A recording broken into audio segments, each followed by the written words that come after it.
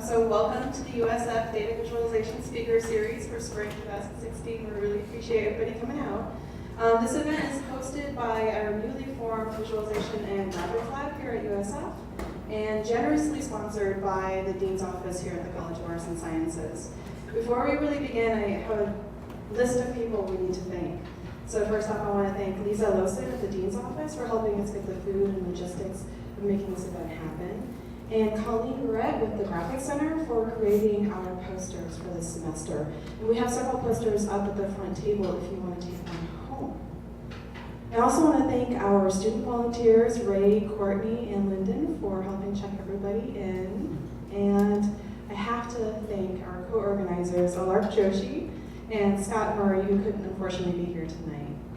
So with that, I am delighted to thank and introduce Alan McConchie. Yes.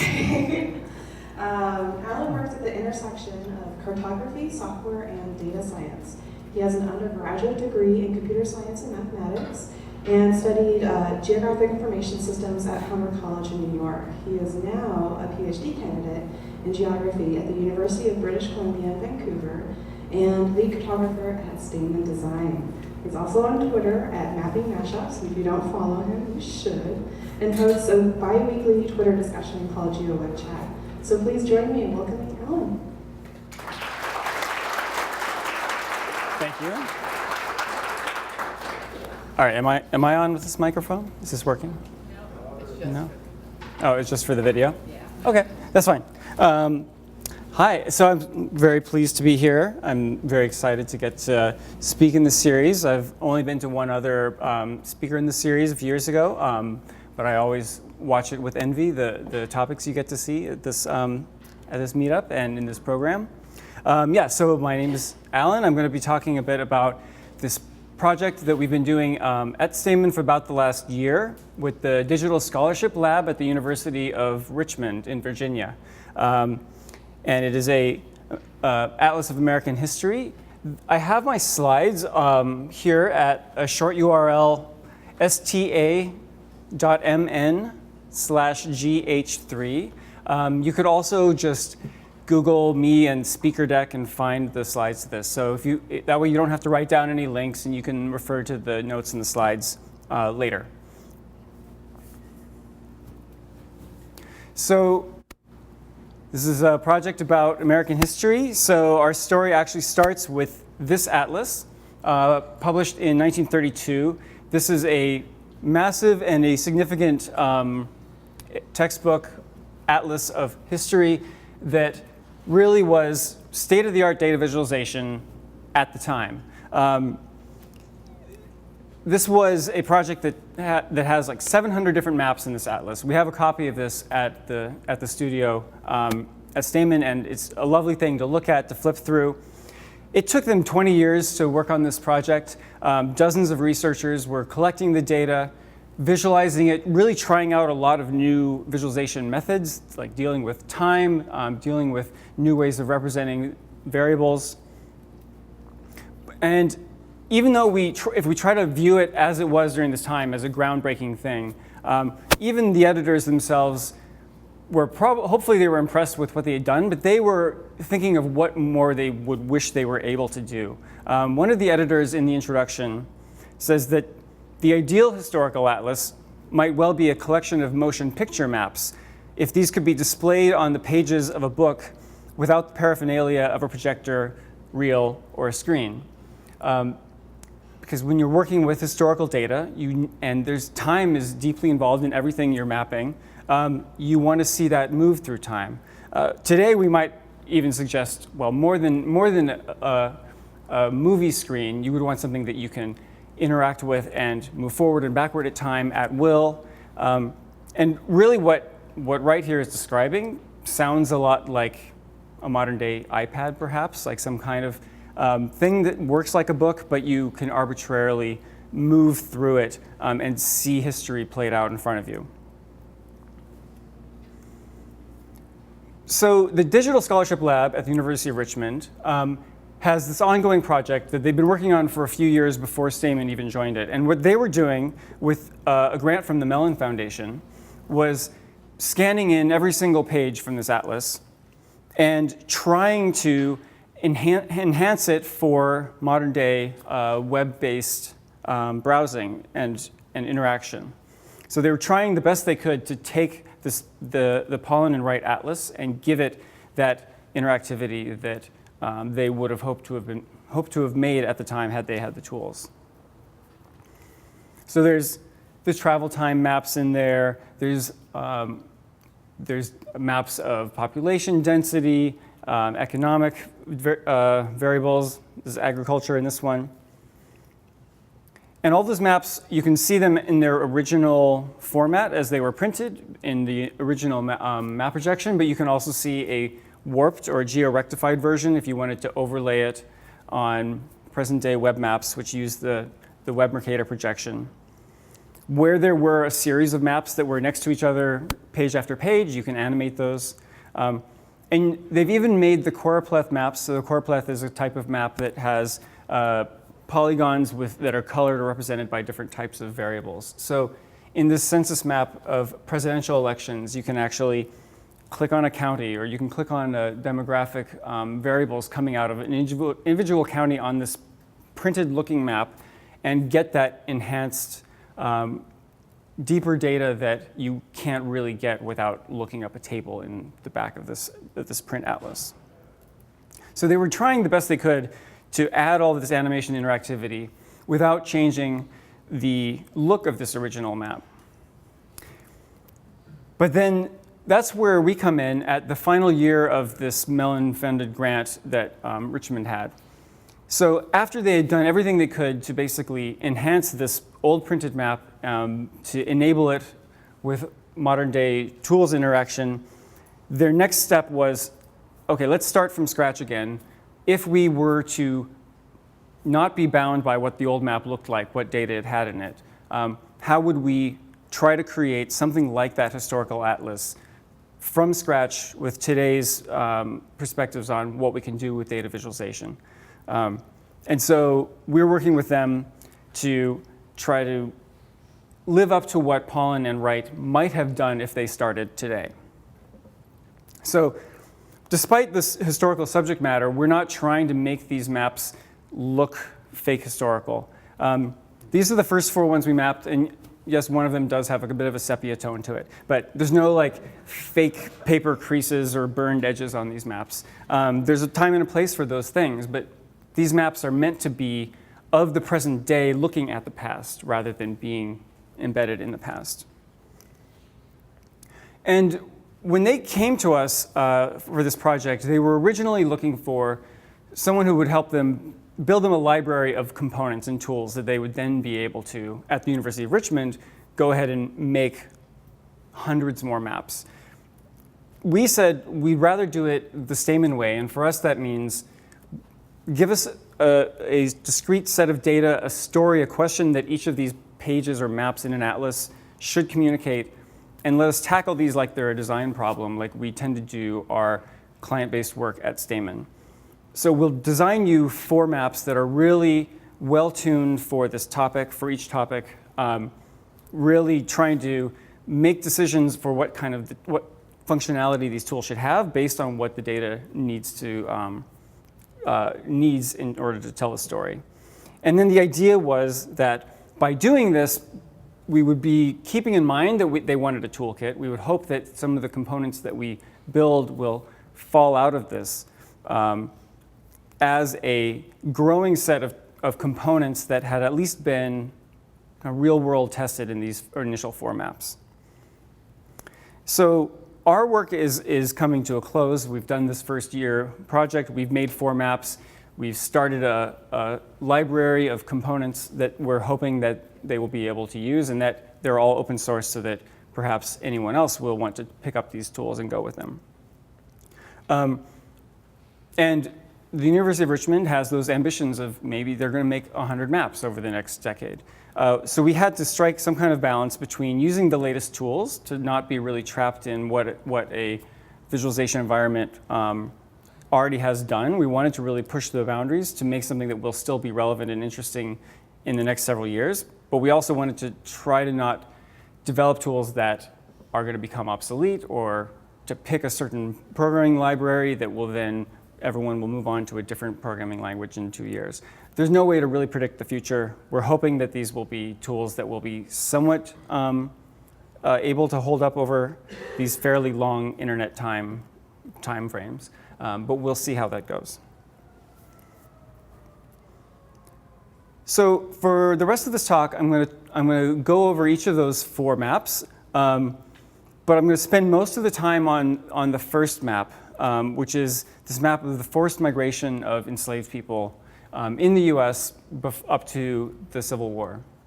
And that's the URL. You can go there and actually use this interactive map right now. They were all launched in December. So as I talk through our process of building this one map, I'll talk about the more broader themes of how we dealt with the data, how we built the components, how they all work. So most of the time I'll spend on this first map. This is also the most complicated map because it uses a lot of newly derived data that the University of Richmond has been developing by some new census analysis techniques. And with every Stamen project, we try to get in there, start whiteboarding it, start imagining how the pieces might fit together based on what we learned from the client, and really treating these historians at the University of Richmond as our clients. Really, they're the domain experts. We are these kind of professionals at being amateurs, at being somebody who really doesn't know anything about history and are trying to learn through the design process and through the software development process what is in the head of the client, what is in the head of these historians that we're working with. So some context. The slave trade, the Atlantic slave trade, was banned to the US in 1808. So from that point on, there were no new people being taken from Africa to become slaves in the US. The slave market, the slave economy, was basically self-contained within the United States at that time.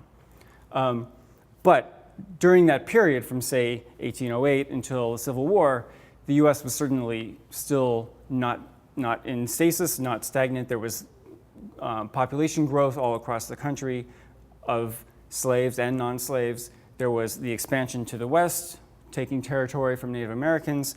There's all kinds of things that were happening within that time.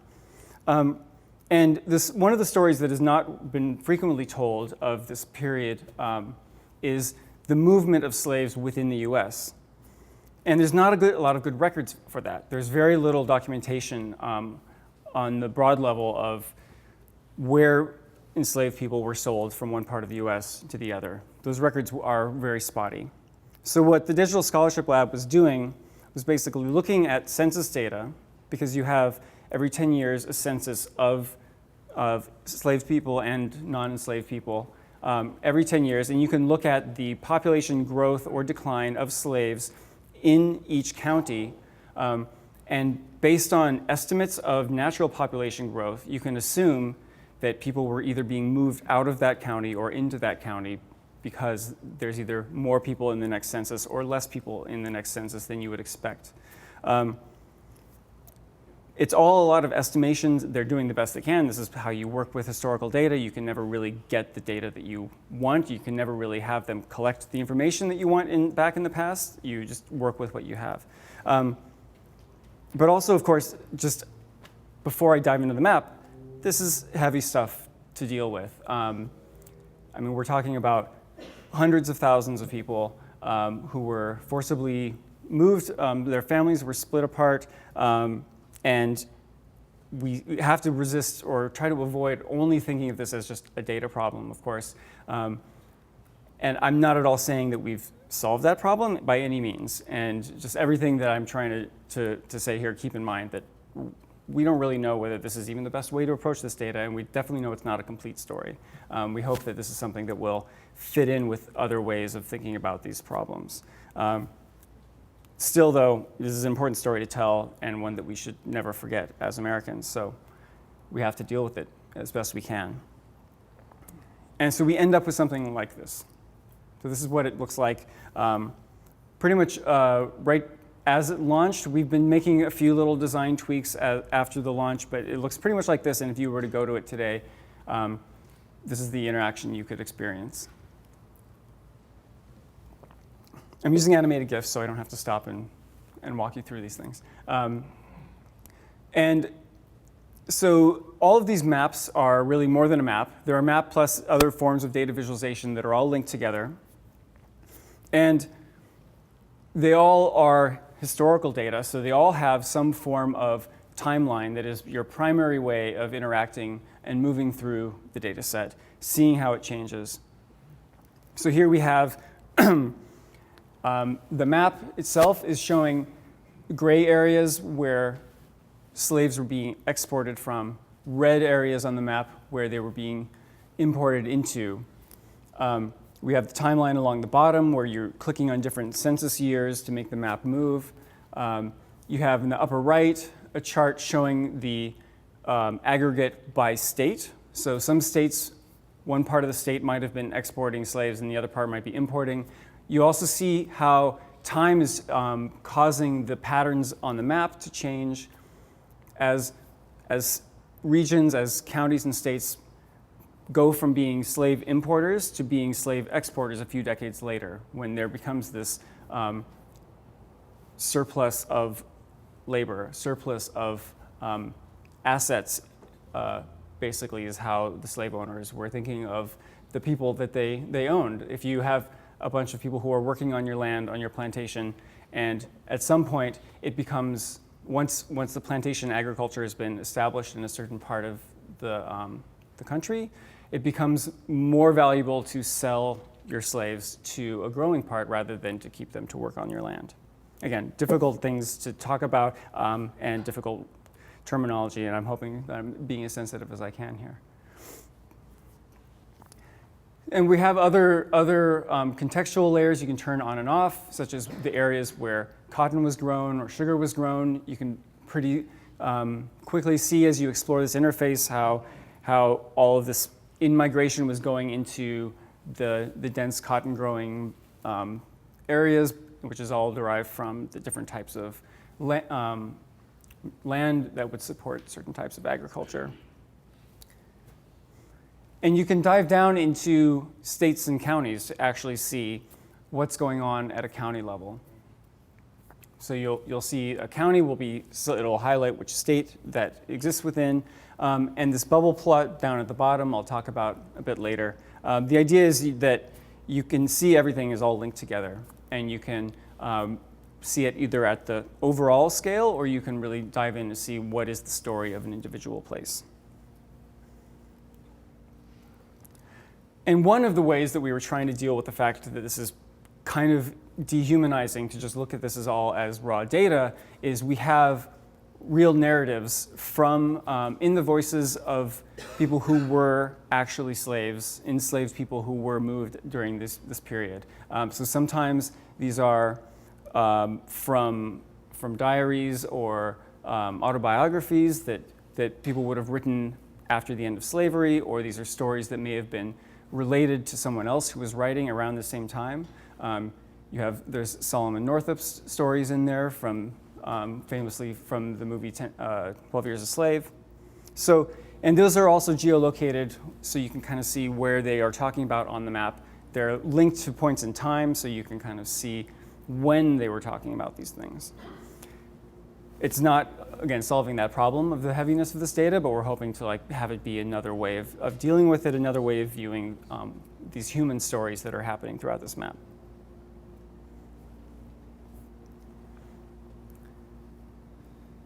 And also when you're working with historical data, there's always this urge to, or need to, contextualize everything. I mean, history is always embedded in context, embedded in other things that are happening. And then also the way historians are interpreting and changing their interpretations of what has happened in the past. So we're combining a walkthrough that explains how the different components of the map work with a bit of a historical kind of as though you've got a historian kind of holding your hand, walking you through the story, explaining what the different parts of things of the map mean.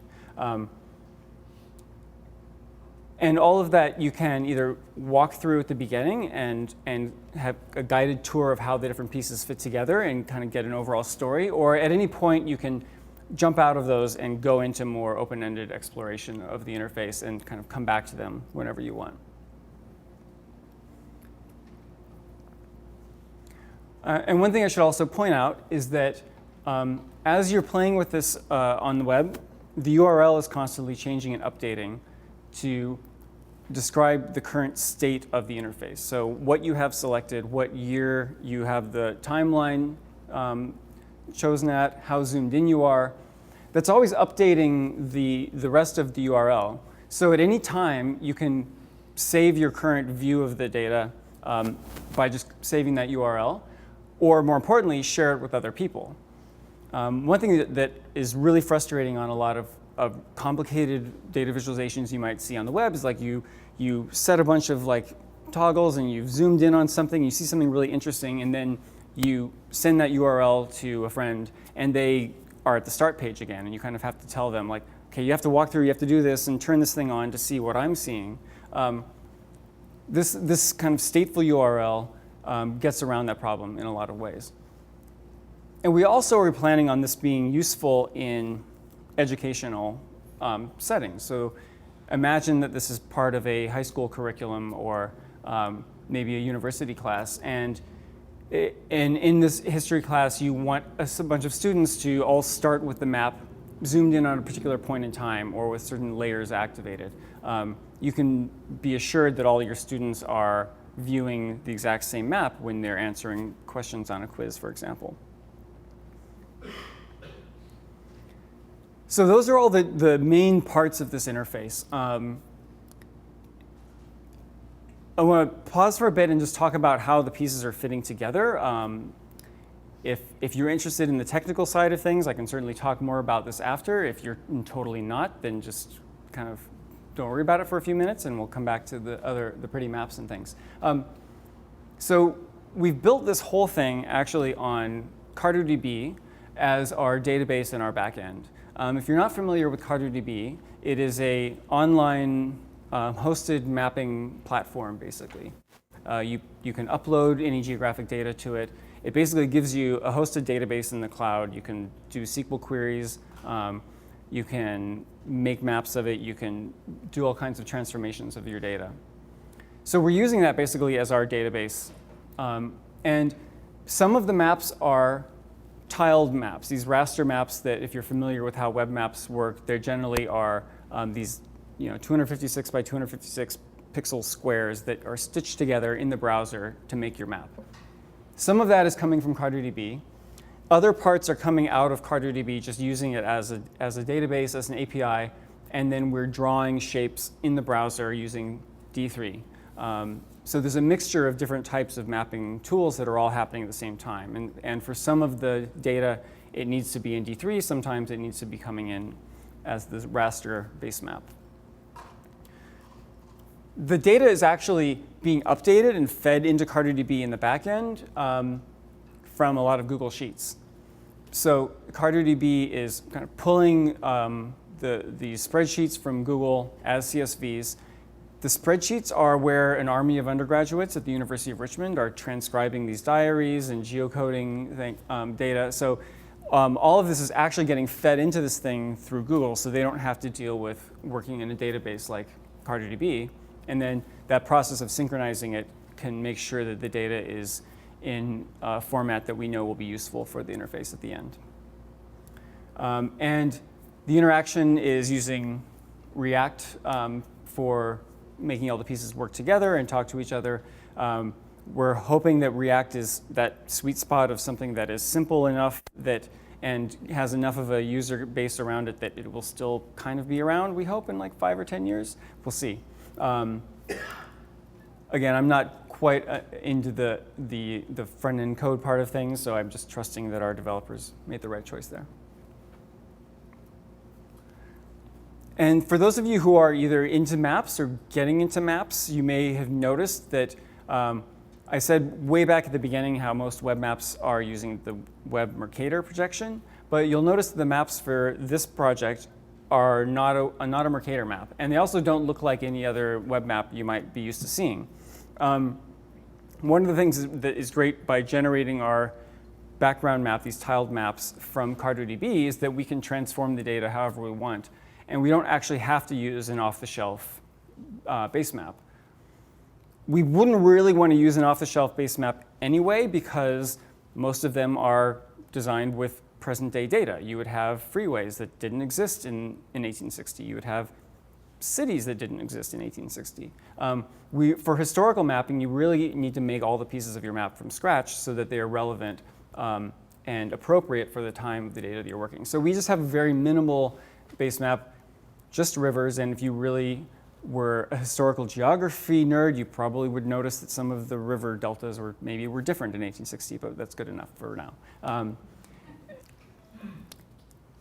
And this is a equal area projection, which is good for showing those choropleth type maps. You don't want the upper part of the map to be distorted and look larger than it actually is. And if you are really into using CartoDB, this is the database query you use to warp all of your data into, transform it into this equal area map projection, which is ID number 2163. We're also pulling in some terrain data by creating these transparent raster tiles that just have the hillshade, so just the shadows and just the highlights that get dropped in on top. Also ask me more about that if you're into it.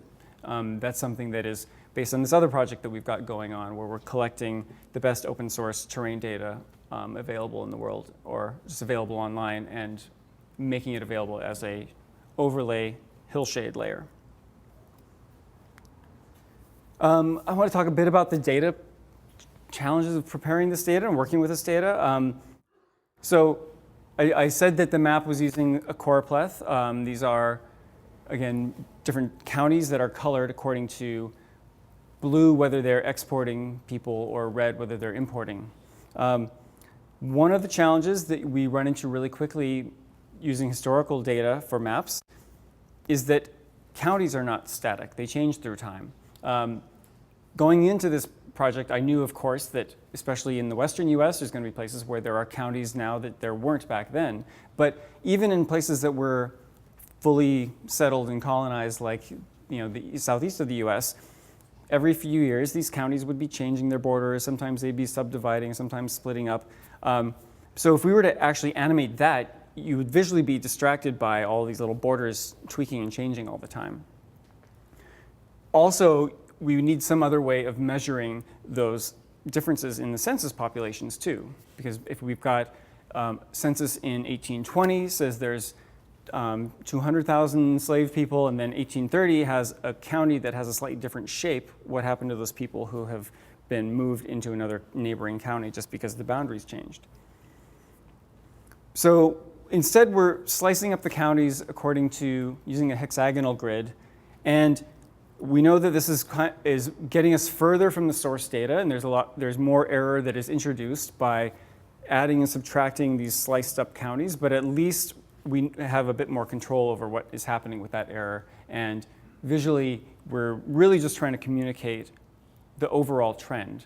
You still have the clickable interface where you can see an actual county shape and see the raw numbers, but to create this overall shape, this overall surface showing where the in-migration and out-migration was, we need a smoother texture. We actually use an even smaller hexagonal grid, which really does mainly just smooths out the boundaries. These are colored by how many counties are intersecting each of the grid cells. So then you can create something where, as long as the boundaries are not changing, you can focus on the data moving, the data transitioning.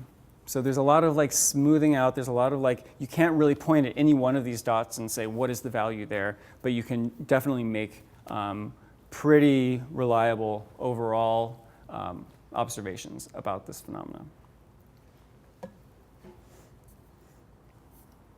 Oh, and by the way, these are a hexagonal grid that is using that equal area projection. And if you have that in CartoDB and accidentally map it back onto a Mercator projection, you get some pretty cool effects like this. So those are equally sized hexagonal shapes, and the ones up there at the top look a lot bigger, but they're really the same size. Okay, so, and then finally back to that bubble plot. So we wanted these maps, and it's kind of an impossible dream, is to make a visualization that really holds up at first glance, like really is inviting and interesting, and you kind of get the overall glimpse of it when you first come to the map, but then also holds up to repeated exploration. So there's different pieces that we know, some of them are going to be harder to interpret than others, and the bubble plot at the bottom right is kind of like a bit more of the power users tool, where there's a trend that you kind of see. You see these are individual counties, and you see they're kind of moving through this space of data. But as you really get into it, this is an earlier prototype where we had the legends on the sides, and this also helped us diagnose some errors in the data. You basically are seeing that these counties, they are importing slaves, and then they're moving to the right. So importers at the top, exporters at the bottom. Population density is low at the left and gets higher towards the right. As you kind of hit the saturation point, where basically you've turned out all the land that has potential for plantation agriculture, basically you have saturated the land with a certain level of population density, then you can't keep importing more people. There's no point, and you actually start exporting people. So that you can follow individual counties and groups of counties as they kind of go over to the right and go up, and then they drop and they start to become exporters. This is stuff that we wouldn't necessarily have thought to make this visualization if we hadn't been talking repeatedly and iterating with this domain experts at Richmond. Like, they kind of knew this intuitively, and they just didn't know what visualization would bring that story out. And you might see an inspiration here of Hans Rosling and Gapminder. If anyone hasn't seen him, he does these kind of TED Talk presentations where he's using country level demographic data that's showing things like infant mortality and GDP of countries, and he'll like really like kind of like be a sports announcer of like, oh look, you know, now China is racing up here and then it's turning and around this cliff, and we were hoping to get some level of that, kind of being able to like see an excitement or interest or see these trends as shapes and dots and bubbles are moving in a chart. All right, so now, okay, so I'm going to go into the other three maps a bit more quickly and really talk about them as much as their own maps, but also how they might differ from that first map that we went through.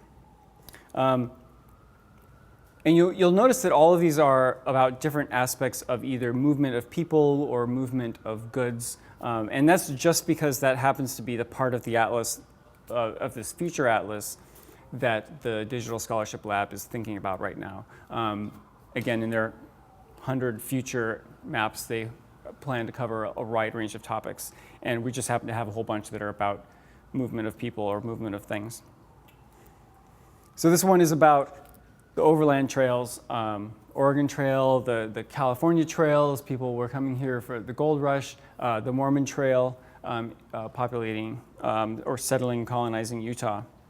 And we're trying to use the similar layout from the first map and to have a bit of a common language between the different visualizations, but not to make them all look like they're exactly the same. So the idea is that if you've used one, you might have a bit of a head start understanding how to use another one, but that after 100 of these maps, they shouldn't all look the same. They should all do what they need to do to communicate the data.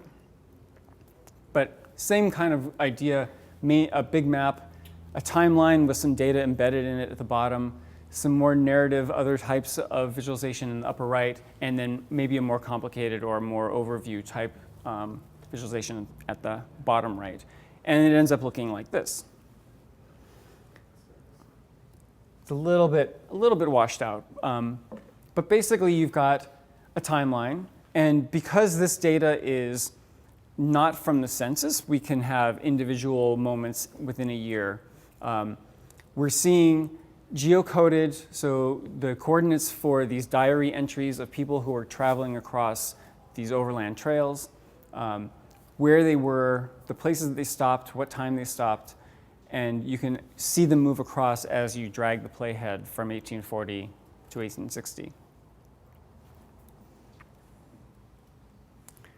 You can toggle to focus just on the Oregon Trail or just the California Trail. Again, maybe this would be used in a specific classroom context where you're only interested in one or another. We saw a lot of activity on Twitter for people who are digital Mormonists, which I had no idea that there were digital Mormonists, but they were like super excited that you could just filter this down and only look at the Mormon Trail. And those diarists over there on the right. So we have about 40 or so different diaries that that army of undergrads was transcribing.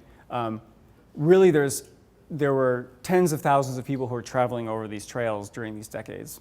So we have many more diaries we could do and maybe would in the future. But you can scroll through, and then as you're reading, it's updating the pointer on the map. And then finally, this thing down here at the bottom, which is actually, this is more of our power user visualization, is the lines that are embedded in the timeline. Does anyone have any guess at what's going on with those things? Because these have proved to be the hardest for people to understand. There's these weird diagonal lines in the timeline. Yeah, so these lines are all the individual stories. So like the color and the position of these lines are up here. And it's time, so as we move left to right, these lines are definitely moving through time.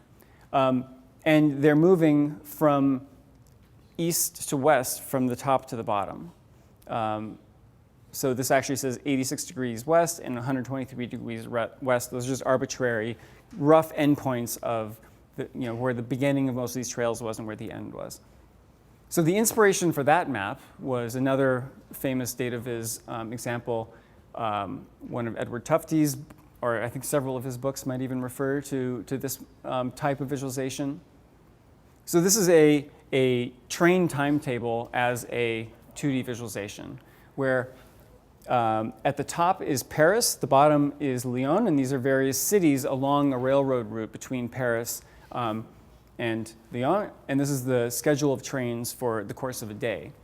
And as a train moves downward from north to south in this case, and across to the right through time, you see where it's going from Paris to the next stop along the line, and then eventually reaching the end of the railroad down at the bottom. And the slope is how fast it's moving through space. So if you're an express train, you're moving really fast, you're not making many stops, your slope is totally different from a local train that will stop, kind of wait at a spot for a while, and then move on. So to go back to the Overland Trails map, that was something that in talking with our domain experts, they kind of knew anecdotally and based on their familiarity with the data that as these western trails were better mapped, better marked on the ground, there were more forts, there were more massacres of Native Americans. I mean, it became, by 1860, the people traveling across were moving faster. It took maybe a month less to make it from Illinois to the West Coast. So that's what we're trying to communicate here, but I mean, in my opinion, it's a little hard to actually get that from here unless you are a domain expert. All of these maps, I mean, we've launched them. We're thinking of them as sort of done, but we're still actually user testing them now. We're still looking for feedback from everyone who's using them on the web. So these are all things that maybe we will have time to come back and revisit these, or maybe we'll just learn lessons for the next 100 maps that we'll try not to do it this way, or we'll look for some better way of explaining it. The third map is the only one that we actually did that goes into the current day to 2010, or close to it. And this is showing the foreign-born population according to the census. Again, we can only get what the census records for every county in the US during that period, which countries of origin the people who were living there came from. So we were whiteboarding something where we knew that we had to show the rest of the world for the first time. The other two maps didn't have to do that because we're talking about foreign countries. But the data is so coarse, at least on the foreign level, we're talking about just a point for Mexico or a point for France or Ireland.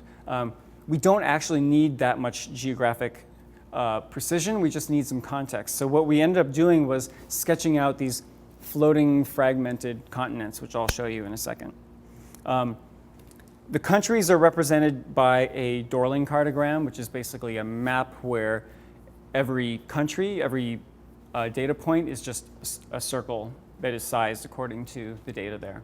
One of our inspirations is this pretty old now, but like really cool map from the New York Times that shows the number of Olympic medals in each Olympics games for each country. And you can scrub through time and you see the different bubbles moving and expanding and shrinking. We thought that the way the bubbles nudge each other around, it's hard to follow one country through time. We decided to just let our circles overlap instead of actually nudge out of the way. But this is a really interesting way of doing it for some uses. We're also inspired by this map by Moritz Stefaner about, this is internal, actually this is migration into counties from different sources. So similar data set. And for nearby locations, they'll actually be broken out into different states, but then it has kind of mixed into it different countries at further distances. The idea of just having these arcs pointing roughly in different directions, like from New York, California and Texas are just roughly to the west, and places like Europe and Massachusetts are just roughly to the east. We kind of liked that looseness. And then for the central map of the US counties, we are using something called a value by alpha map, which is a relatively new-ish technique that this one in particular was popularized in the 2008 presidential election. And so what this is showing is red and blue are your pretty typical election maps of Democrat and Republican, but the value by alpha part, and alpha is just a design term for kind of opacity or color saturation, is that the greater the population density, then the brighter the color, and low population density fades into closer to black.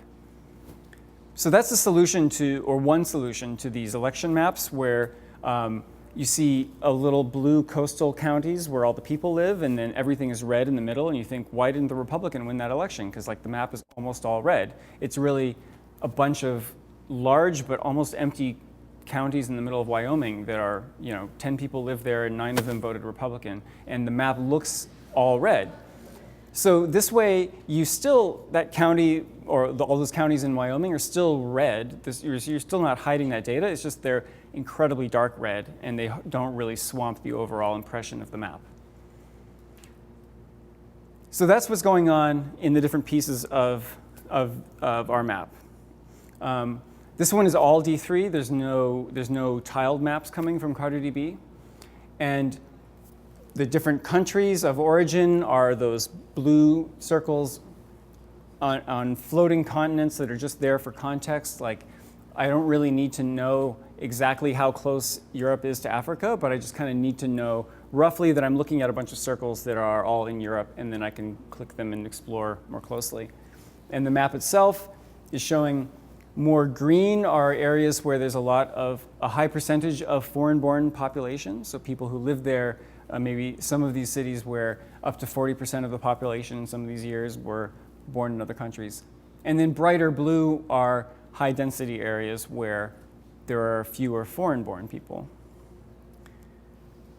Again, you're meant to just sort of be able to get the overall gist, like especially when you scrub through time and get to 2010 and you see a gigantic circle for Mexico, you see the broad trends, but then you can also dive deeper and spend more time looking at the subtle shades of blue and green on the map. And like the other maps, you can really, especially like the forced migration map, you can say, I'm really only interested in one particular country or one particular county. You can make the story emphasize just one of those things. So I can click through the different countries, and that's changing the map in the center. So if I want to see where all the people from Norway were. I can keep Norway selected, and then it's showing just green highlights where the Norwegians are. You can see this particularly strong in like if you click Canada and you'll see, well, mostly Canadians are all living along the border. Or you click Cuba and you'll see bright green in Miami, you know. You can really check some of your assumptions, and often they're right, and then other times you'll be completely surprised. And so then if you select a county, you'll see these lines shooting out to where the people who were born in foreign countries, who live in that county, where they came from. This map has actually been picked up a lot on Twitter. We've seen during the current primary campaign, there's been a lot of discussion of immigration, and we'll see examples of people who are taking screenshots of their particular county and using this kind of, being able to have a linked map that tells a story about your specific place and being able to embed that into a blog post or into a tweet and really like have a bit of data and context for an argument you might be having with someone online. And the final map I won't spend too much time on. Not to say that it's a boring map, but we haven't really gotten as much traction and interest from this map as the other ones. But I mean, you can't make all of your maps that exciting. I think that it's really whether or not your data is good and whether you can tell a good story with your data. So this is much more about an economic map, about the movement of goods across canals. And there is really an interesting story about how basically a success or failure of particular canals led to success or failure of particular cities. Like why New York is bigger than Philadelphia is it had a better canal network to the interior. And you can kind of see as you scrub through time, different cities are appearing often at the heads of these canals as the canals are expanding and being built. And you can dive into the really interesting nitty-gritty of what's going on these canals. So this is mostly data that is derived from the annual reports of canal companies, which is fascinating, but also really dubious data. There wasn't a lot of kind of oversight for many of these companies, and these are what they're putting in their annual reports. They could be completely making up these numbers.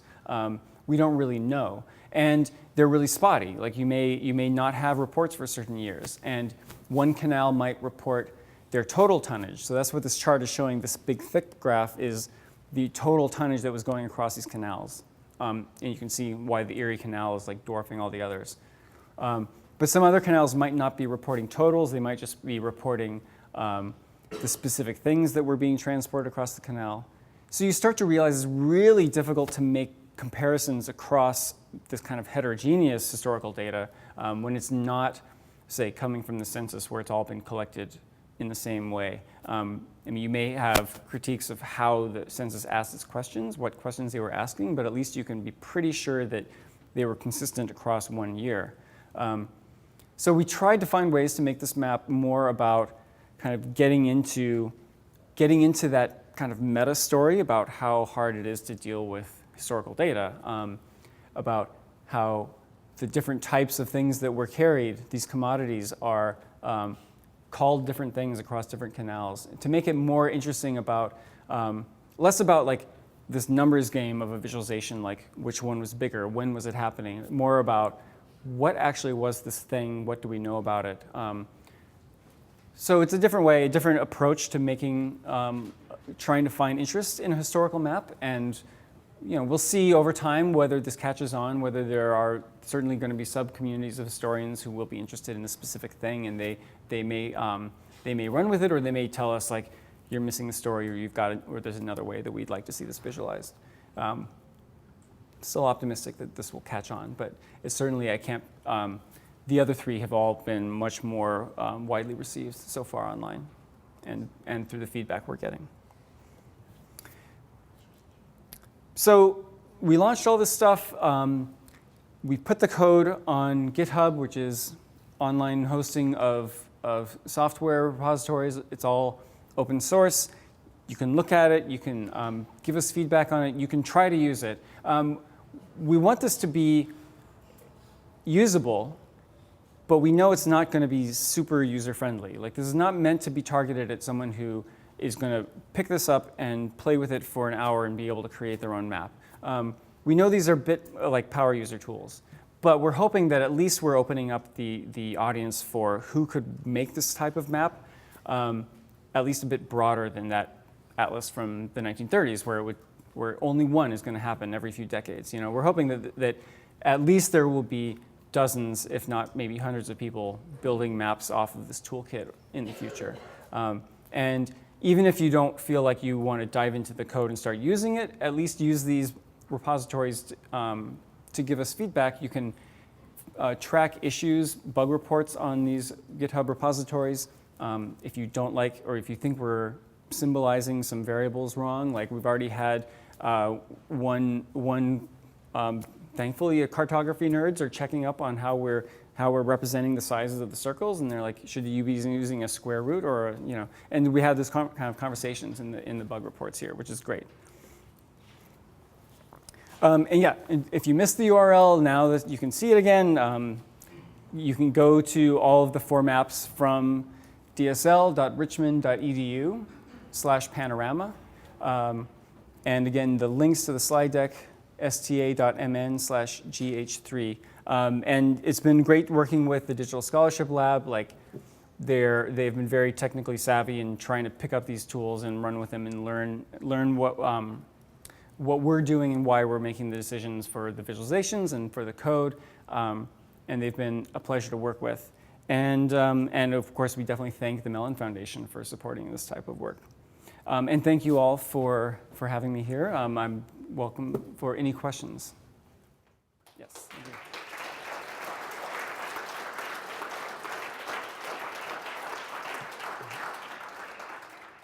Yeah. How hard would it be to replace the CartoDB component in the, I think it was the slavery with PostGIS?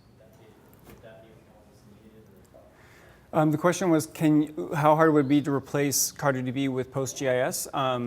In many ways, not that hard, because CartoDB is mostly PostGIS under the hood, which is actually great. So if you are familiar with how PostGIS works, which is an extension to the open source Postgres database that makes it have geospatial enabled functions.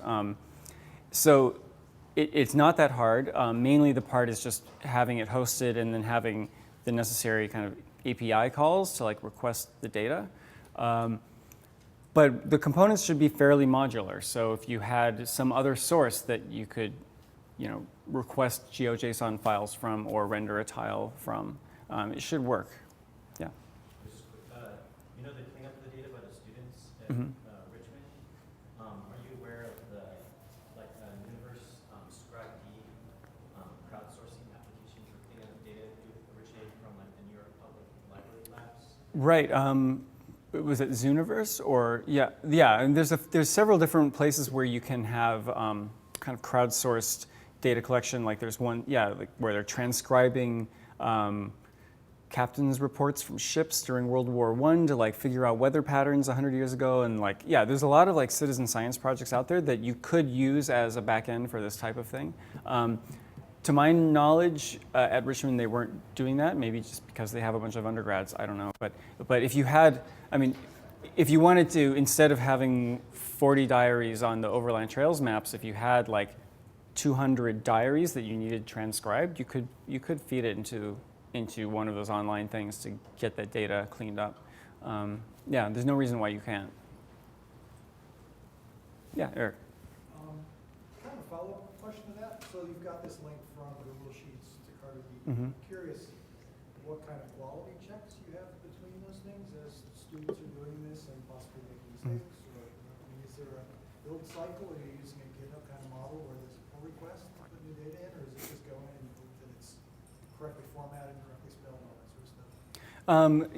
The question was what kind of quality control are we applying to these Google spreadsheets before they go into the database? So we are always serving the maps themselves off of a separate copy, a separate table, and so only periodically will we regenerate the live table and this probably fits in with whether or not you're having your data cleaned by the crowd online and you're always getting it trickling in, or whether you kind of know when your students are on break and you know they're not going to be adding any more data, so you just, basically we use a makefile that just like does the right queries and copies it over, and then we know that we've got the live one, and we can always kind of revert back to the old version of the table in case they broke something.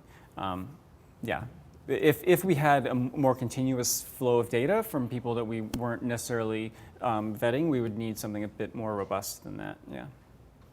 I mean, and in some of these cases, we have, for data that's really not changing, we'll query it out from CartoDB once and just save it as a GeoJSON file, so we don't even need to make the database call. Yeah. There's probably a lot more efficiency that we could build into it that we haven't really, but yeah. Yeah. Can you talk a little bit about how you chose tools that will stand up to such an extended timeline? Well, one thing we did, so the question was how we've thought about choosing tools that will stand up. We did have a strong preference for anything open source, because even if the support for it goes away, there's no kind of entity that's supporting it. Like an alternative would have been to build some of this on Esri products like ArcMap and ArcGIS, which is like the kind of closed source version where you would probably have a team of support people who would help you if things broke, but 2 years down the line they might make a version change and stop supporting the old one. So if you're using open source, you at least can hire somebody or find somebody who will help you maintain an old version of something, even if it's a fork of the repository or a copy of it. So just choosing open source was a strong choice in that way. Using CartoDB as a backend, that is a private company that is hosting the data, and University of Richmond is paying an annual fee to have like a enterprise level database there. But CartoDB is also an open source company, so if you were desperate and if cartodb.com went out of business, you could take their code and install it on your own computer. In terms of the actual choosing between different types of tools, I mean, React is probably like the example that I point to where there are other alternatives for like developing the front end, how the interactions work together, and I don't really know enough to say how we made those decisions. Like, it seemed, from what I can tell, talking to our developers, that it was just a bit of simplicity of the code base, hunches about how strong the community was in its momentum, how well documented things were now. Yeah, so not only making the tools future-proof, but we also kind of had tried to make sure these things were usable by a moderate to advanced historian / JavaScript programmer at the University of Richmond. So they couldn't be too complicated in any case. Yeah, so I don't really have a widely applicable answer to that, other than trying to follow your hunches and an observation of a mixture of community and the code itself. Yeah, in the back. Do you have a favorite people story that popped out in the context of one of these maps or visualizations that you probably wouldn't have noticed if it was just a table of numbers or a whole bunch of transcribed diary entries? Do I have a favorite people story that popped out that I wouldn't have seen otherwise just looking at the tables? Well, I mean, we certainly caught a lot of weird things that often turned out to be errors, which is good. I mean, just visualizing your data helps you catch bugs in your or mistranscriptions, all kinds of things. So there were many cases that were not that interesting, but like certainly a relief to know that we were catching things that were only really spottable when you've got all these moving dots and you see one that's going the wrong direction that you can't explain why. I don't know. I mean, there were a lot of interesting stories. Like, well, I was surprised to see that we had the Donner Party in the Overland Trails map, because one of those lines, actually, we can we can quickly look at it here. One of the lines on the Overland Trails map goes backwards. There's this orange one here, where it actually stops and stays geographically motionless for months at a time, and then goes a little bit backwards. And we thought, well, again, that's a bug in the data, but no, that was actually because that's Donner Party, and they were stuck over a winter. And then there's a few that go backwards where there are two different rescue parties that were trying to come from the California side to get there and rescue them. Yeah, so things like that were kind of interesting little things to discover. I mean, the Foreignborn map is like endlessly fascinating to just like kind of see.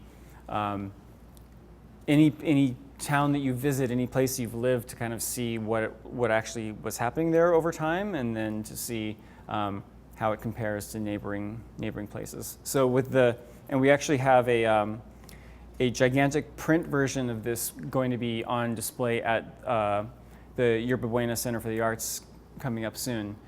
Just focusing on the 9 Bay Area counties, which is kind of nice.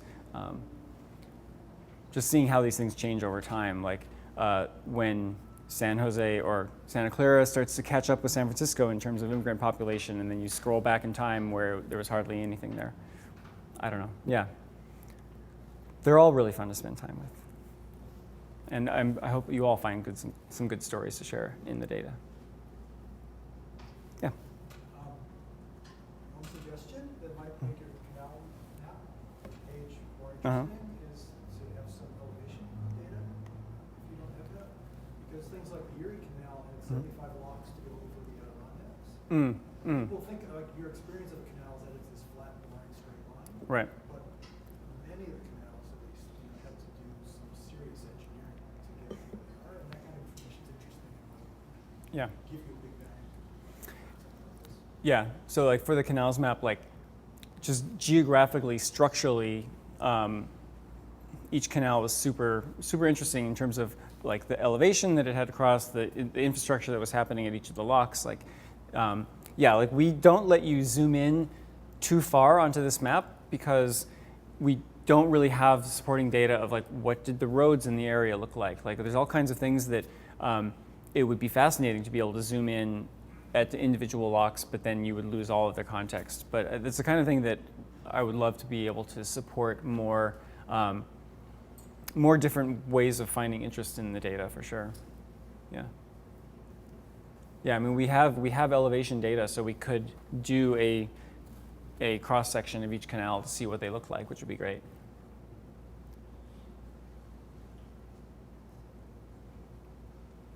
One back there.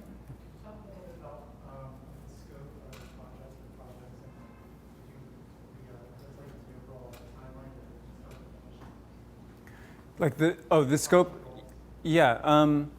So the whole project, the scope in terms of working on it and developing each one and kind of iterating, yeah. It was a year-long project, so we basically kicked it off around January of last year and kind of wrapped it up in December. And most Stamen projects are more like 3 months or so.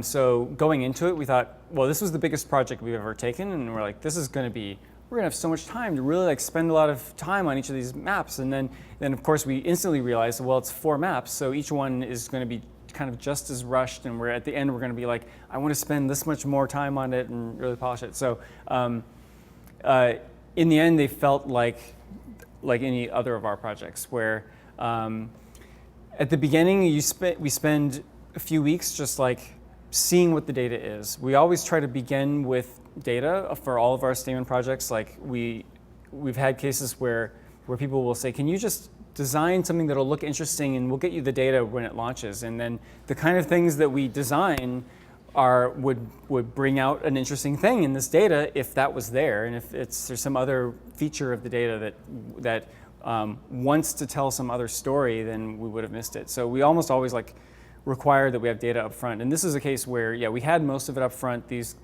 team had been working on this stuff.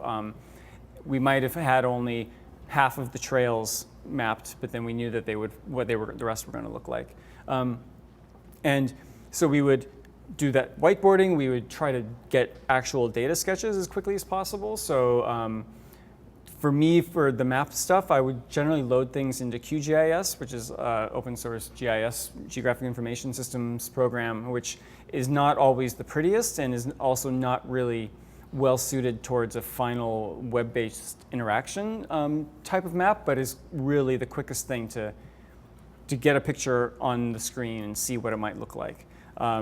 So yeah, to like be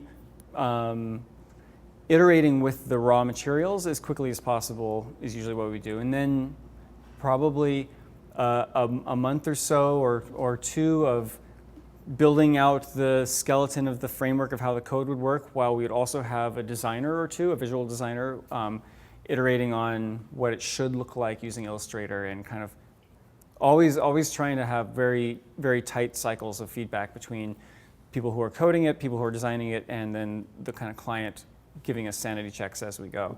And then never having enough time at the end to really like squash all the bugs and do the quality assurance. But yeah, that's kind of how it would work. And then we would be kind of polishing one as parts of the team would start shifting on to exploring the data for the next map and have a little bit of overlap. If that answers the question, yeah. And yeah, the teams would be maybe 5 or 6 of us at Stamen. I mean, and of the whole studio, there's only 12 of us, so most of us were working on this at one point or another.